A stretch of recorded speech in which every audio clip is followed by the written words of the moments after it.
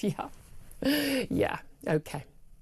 Yvonne, I genuinely, I absolutely despair what has become of you and your sense of morality, and the fact that you've talked about the acts of kindness and the goodie bags to the hostages blows my mind. It really does.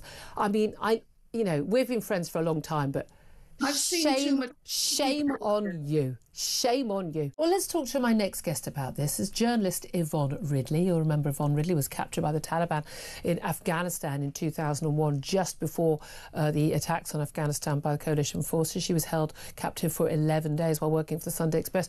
She and I were colleagues then and are friends still. And she is a vocal supporter of the Palestinian cause. Very good afternoon to you, Yvonne.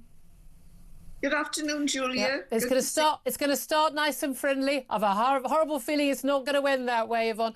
I suppose first of all, before we get into the ceasefire deal and what Trump said and what Hamas have said, when you saw the state of the 3 Israeli hostages who were released on Saturday, who have said they've been beaten and tortured, starved within an inch of their lives, coming out looking like they've been in Belsen, or Auschwitz, the state of them, so skinny and wretched. And they said they've been held in tunnels underground the entire time, living on a pita bread, every couple of days, and the like. When you've seen the state of the female hostages who, when they were released, being forced to parade in front of baying men, does that in any way make you question your support for the Palestinian cause? No, because I had seen the pictures of hundreds of Palestinian prisoners, political prisoners, who were in a worse state. The majority of those released by Israel are still in hospital. They had signs of torture, abuse. They were skeletal, as though they'd just walked out of Belsen. And so, I saw the 3 Israeli hostages. I did feel for them. Their bodies spoke volumes. And what did they speak to you? What volumes did they speak to you? That they'd been tortured by Hamas, the ruling governing organisation of Palestinian people in Gaza? Well, to tell the truth, Julia, I didn't read that many stories from the Israeli hostages. How convenient. Yes, probably very much in the same way as you didn't look at all the images. Oh no, I did. Oh no, I get sent them. Don't you worry. I'm telling you, the majority of Palestinian prisoners being released are not still being treated in hospital. They may not be living back with their families, but they're not being treated in hospital. The vast majority of them did not come out skinny. We saw them waving from buses. They did not like that. So one of the pictures that's doing the rounds of someone who supposedly looks as skeletal as the hostages who were released on Saturday is actually a cancer patient. He's been receiving care in an Israeli hospital. That's the reason why he's skinny. It's not because he's been starved in a tunnel as a hostage. You also say these are political prisoners. Actually, the vast majority of these people have been convicted of serious crimes. Some are serving long, life sentences for mass murder and organising terrorist attacks on buses for the children. So they're not political prisoners. Have been held on administrative detention. Some have been, yes, and actually pretty much every country in a war zone does do that. Yes, they do. The vast majority of those released have been convicted in a court of serious crimes.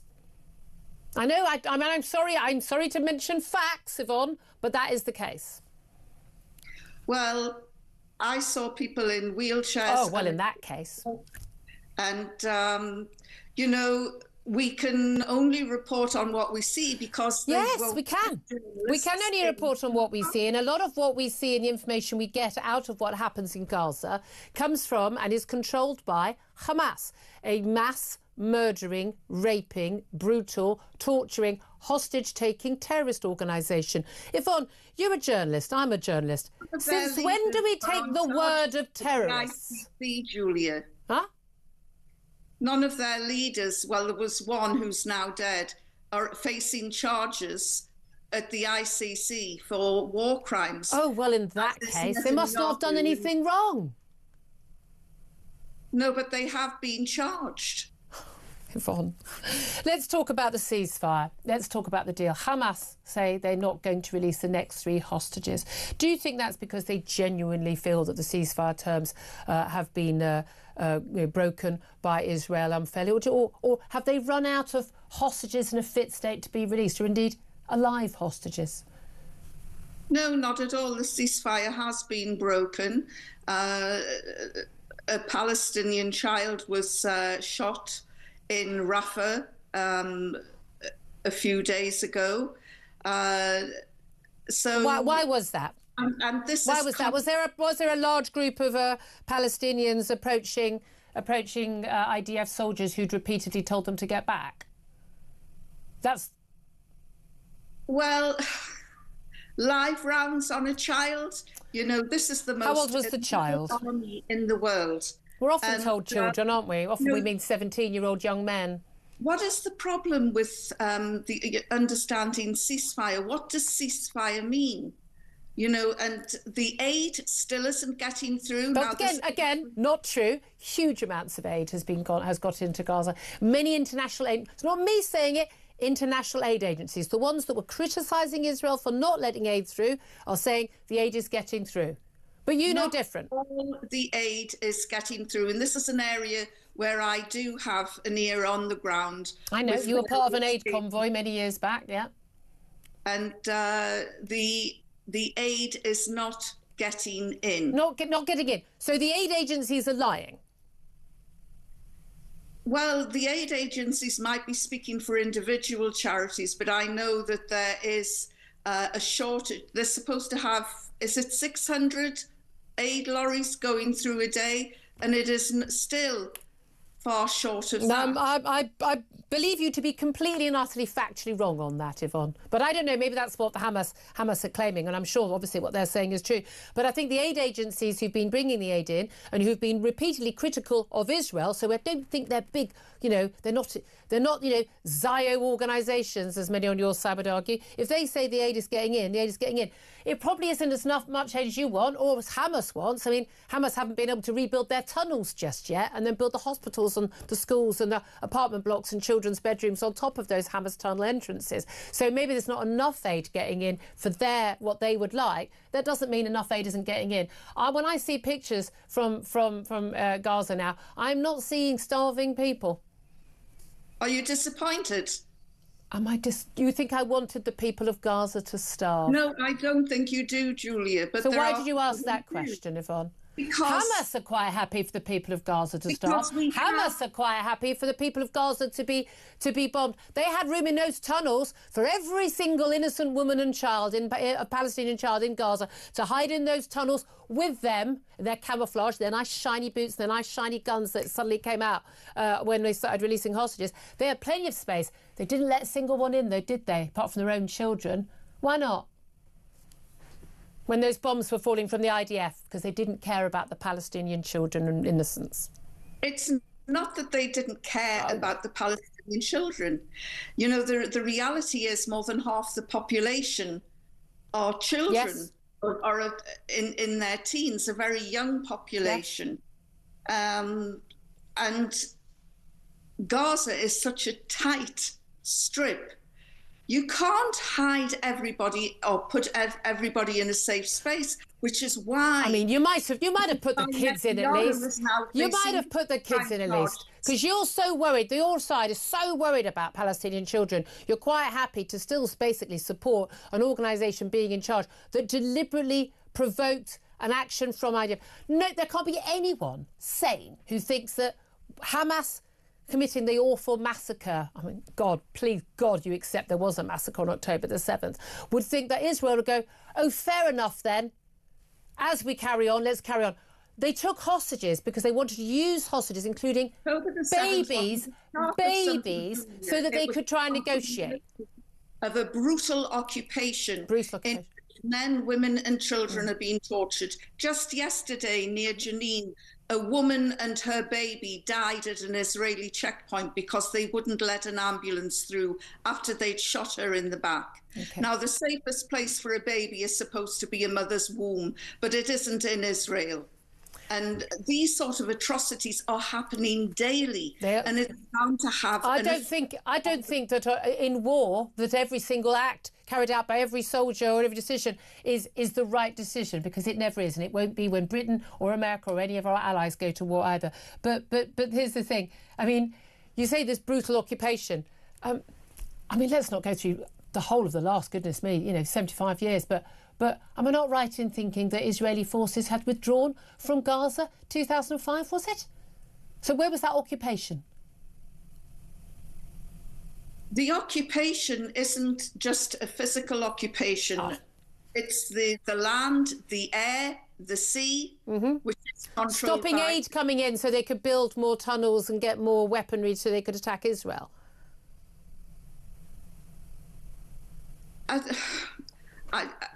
You're just repeating Israeli propaganda. Am I? Oh, it's funny, because I thought you were just repeating Hamas propaganda. On fact and detail. Sorry. Billions and billions has gone in to Gaza over the last 20 years, and it has been almost entirely spent by Hamas on weaponry, on bombs, on building tunnels and enriching themselves. It has not been spent on the people of Gaza. Let me talk about Donald Trump's latest idea. I wouldn't say enriching themselves, Julia, because I don't see anybody... The Hamas leadership live in lovely houses in Qatar. Well... They're there as guests of one of the richest ruling families. How lovely for them. Yes, lovely for them. Let's go back to what Hamas has said. They believe that terms of the ceasefire have been breached. They're not going to release any more hostages. Donald Trump has said all the hostages out by 12 on Saturday. We think he means midday. All the hostages, not just the next 3. All the hostages out, or all hell breaks loose. He said that's what he would do. He's been backing Israel. Do you think that would focus minds? I mean, there's no reason why Hamas couldn't release all of the hostages on Saturday, could there? I mean, all of them. Is there any argument that you, as someone who desperately cares about innocent people, those hostages are innocent people, are they not? Is there any reason why Hamas couldn't and shouldn't release them all? Once the hostages go, and every act of kindness that has been shown to Israel has just been backlash. Sorry? Every act of kindness? Yes. Are you kidding me? Are you kidding me? Every act of... What were the acts... Do tell me what the acts of kindness were. The pitcher bread once every 3 days for those men kept in a tunnel for 16 months? How generous, how kind. And you're focusing on the 3 men. Oh, silly me. If we look at the women. Oh, you're going to go there. You're going to go there. Didn't they look well and healthy, Yvonne? Didn't they look well? They must have had a wonderful time at that holiday camp that Hamas ran for them for the last 16 months.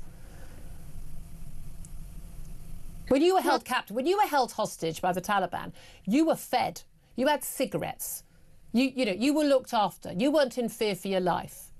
Those women, those men, the children, the elderly, the sick, they lived every day. I would be in an Israeli prison, that's for sure. Absolute abject nonsense. We've had a doctor who was raped to death, and then the Israelis called it self-defense. When did rape become self-defense? Well, yeah, you tell me. Let's ask your friends in Hamas, Yvonne. I'm not saying there aren't atrocities committed by some Israeli forces, and some of them end up in court, and rightly so, and they should all end up in court. I'm not defending any atrocities that are committed by any side. I want to know, what were the acts of kindness that Hamas did that have been thrown back in their face by Israel? What were those acts of kindness? Well, they gave them goodie bags. I don't know what was in them, but they gave them gifts. They gave them little mementos, Palestinian mementos. The acts of kindness from your hostage taker, from the man who's kidnapped you and terrified you and starved you for months. Yvonne, what's happened to you? What has happened to you? What's happened to me, Julia, I have watched day in, day out pictures of children being blown to shreds. Do you know who put those out? American and British bombs. I have watched war crimes being committed. You know who put that? You know who puts those images out? Hamas. You know why we never see images of Hamas fighters being blown up? Because Hamas don't allow those out. Who put those children, who put those innocent people in harm's way? Hamas. Oh, that's ridiculous, Julie. That's ridiculous. They went into Israel to massacre innocent people and they took hostages. Were they surprised that Israel struck back and wanted their hostages back? No, of course they weren't. They knew what would happen. They brought down that. How should Israel have responded to that massacre? What would have been acceptable to you for Israel to have done to get their people back and to protect their country? What would be acceptable to you, given all those acts of kindness by Hamas? The first thing that I would do is, how the hell did this happen when we have the fourth largest army? All questions that there's going to be an inquiry. Yeah. What would have been acceptable to you for Israel to have done? Given that you think everything they've done is a war crime, what would have been acceptable? Answer the question.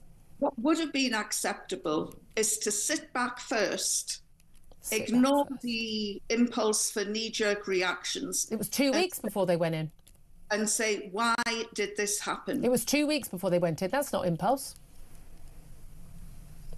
They know why it happened. We know why it happened. It happened because the leaders of Hamas... Are you going to go back to... It's a terrorist organisation in whose constitution is the destruction of Israel.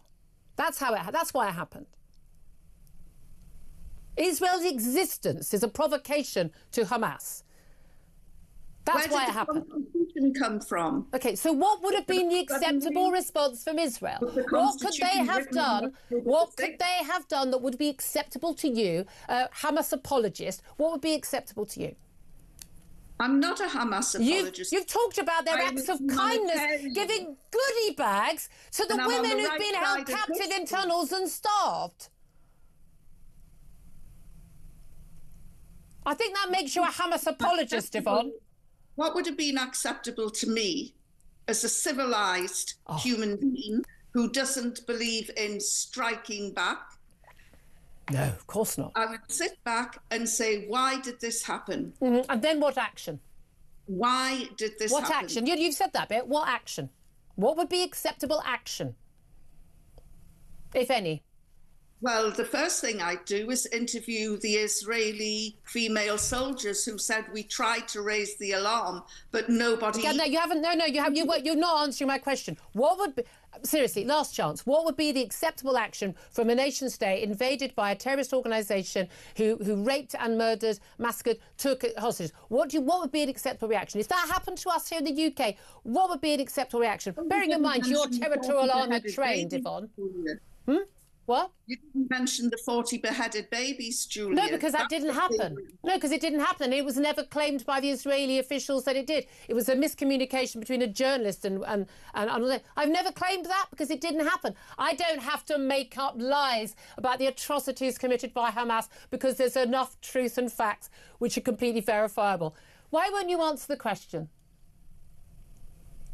I've told you I would sit back. I asked what action. They're sitting back. They're asking questions. What action would Israel have been allowed to take in your civilised worldview in response to October the 7th? Answer the question, please. To go down a legal channel. Down a legal route. Yeah. OK. Yvonne, I genuinely, I absolutely despair what has become of you and your sense of morality, and the fact that you've talked about the acts of kindness and the goodie bags to the hostages blows my mind. It really does. I mean, we've been friends for a long time, but shame on you. Shame on you. Give you the final word. Go on. Day of mass graves of torture, of babies torn to shreds by British bombs as well as American bombs. Yeah. OK. Yvonne, I'm ever so sorry. They're telling me, Maya, we've gone way over time, but I wanted to give you enough rope to hang yourself. Let's be honest, this is where your viewpoint is.